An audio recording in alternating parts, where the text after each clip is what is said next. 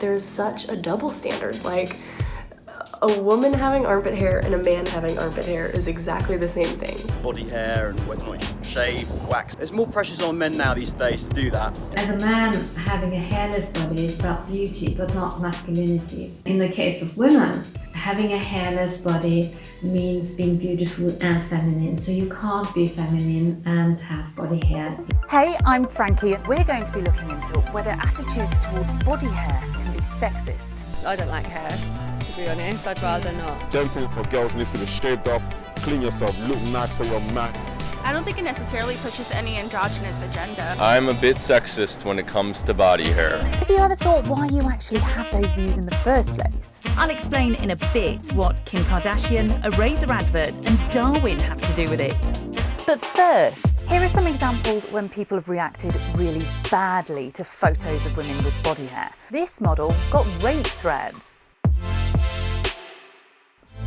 A rape can be seen as a way to express control. So here we could ask ourselves, is body hair something that is out of control and needs to be controlled?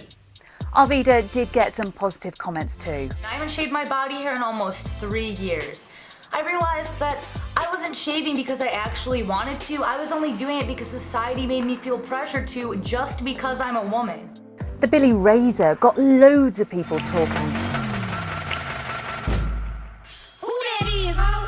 That girl is a tomboy. That girl is a tomboy. That girl is a tomboy. Who that? Ashley helped pull the video together. Because that Billy commercial was the first, to my knowledge, to ever show women with body hair, the response was overwhelmingly positive, which was incredible.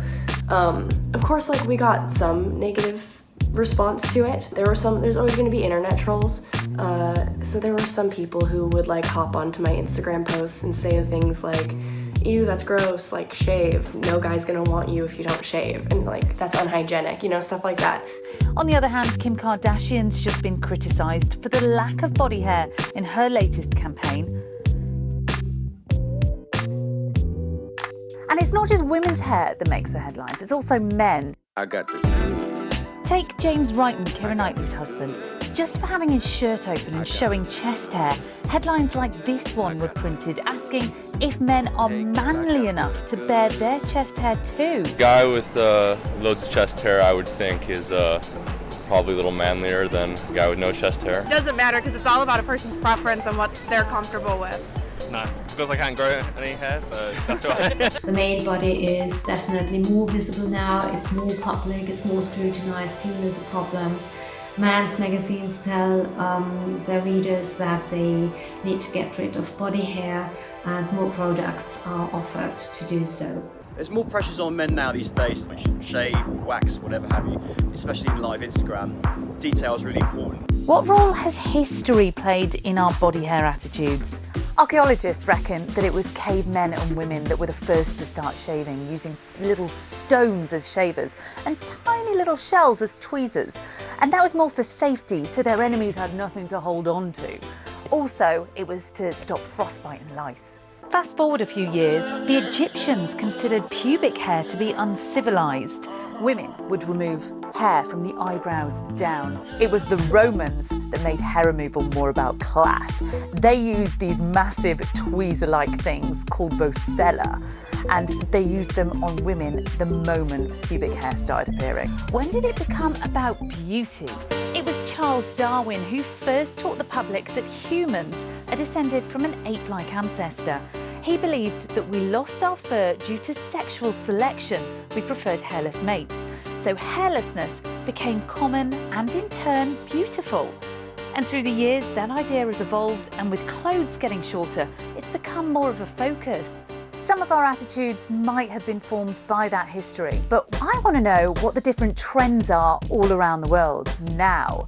Our most popular hair removal style these days is the Hollywood. We've also seen an increase in the amount of men that come to the salon with their waxing, including chest, back, legs and brows. Os pelos são cada vez menos bem-vindos por homens e mulheres.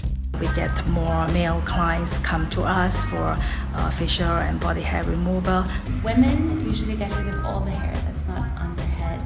Male also have the ideal body image. which has shifted from hairy to smooth and hairless.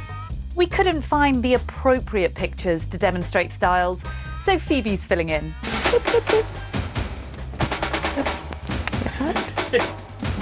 Triangle. Bing!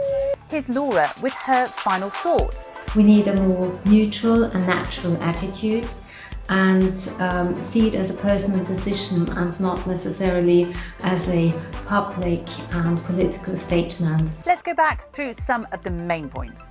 Both men and women are feeling the pressure, but there might be more pressure on men now than there was before. And there are some very strong opinions when it comes to women with body hair. Whatever your view though, there could be a history behind it and a reason that you think that way. And as for whether things could change, Laura, our psychologist, reckons that if there's more choice and more freedom and less body shaming, that things could be different in the future.